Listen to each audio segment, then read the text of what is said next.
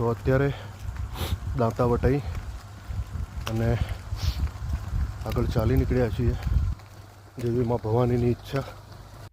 આગળ રસ્તો પણ બહુ સુમસામ છે, રાત્રિનો સમય છે. આનંદ આવી ગયો છે. માં ભગવતી તમારો બધાની મનોકામના પૂર્ણ કરે, તમને આશીર્વાદ. આ પગપાળા યાત્રામાં સાહિલભાઈ પંચાલ પણ અમારી સાથે હતા, એમનો પણ આભાર. અમારું જે ટ્રસ્ટ છે એને નવી તાકાત મળે અને આપ સૌ ભાઈઓ બહેનો માતાઓ સ્વસ્થ અને સલામત રહો. માં ગૌ માતાની રક્ષા થાય, પ્રકૃતિનું રક્ષણ થાય, આપણા ભારતીય સનાતનીય સંસ્કૃતિ બરકરાર રહે અને અમારા જે ઇન્સ્ટાગ્રામ, ફેસબુક અને યુટ્યુબના જે ફોલોવર્સ છે એમના માટે પણ માં ભગવતીને આશીર્વાદ માટે હું જઈ રહ્યો છું. તો તમે બધા લાઈક કરજો, શેર કરજો અને સબસ્ક્રાઈબ કરજો. જય શ્રી મહાકાલ, જય અંબે. જયદીપભાઈ પણ અમારી સાથે જોડાઈ ગયા છે. થોડું થોડું કરતાં બધા મારી સાથે ચાલે છે અને બધા મારા મિત્રોનો સપોર્ટ મારી ઉપર બહુ સારો રહ્યો છે. તો માં અંબા એમની રક્ષા કરે અને એમના ઉપર કૃપા દ્રષ્ટિ માં અંબા જગદંબાની બની રહે. જય શ્રી મહાકાલ, જય અંબે.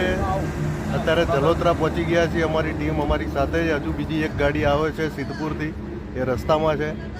તો આ જે અભિયાન છે અને જે માં ભગવતીના આશીર્વાદ કરવા અમે જઈ રહ્યા છીએ, એમાં અમને સાથ સહકાર આપજો. જય શ્રી મહાકાલ, જય અંબે. અને માં ભગવતી આમની પણ મનોકામના પૂર્ણ કરે, કારણ કે મારા સાથી બનીને આવ્યા છે. જય શ્રી મહાકાલ, જય અંબે. મુમનવાસથી અમને જયેન્દ્રસિંહ અને પંકજસિંહ જે મારા મિત્ર છે એમને જોઈન કર્યા હતા. માં ભગવતીના આશીર્વાદ સદૈવ એમની પર બની રહે. કેમ છેક સુધી એમને પણ અમને સાથ અને સહકાર આપ્યો છે. તો માં ભગવતીની કૃપા દ્રષ્ટિ એમની ઉપર બની રહે.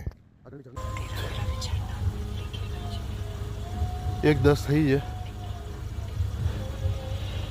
ત્રિશુળિયા ઘાટે ઊભા છે. અમારી ગાડી ભાઈઓએ છેક સુધી સાથ આપ્યો છે. જય અંબે. તો ફાઇનલી અમે માં ભગવતીના ચરણોમાં એમના આશીર્વાદ લેવા અમે પહોંચી ગયા છીએ અને માં ભગવતી સૌનું કલ્યાણ કરે.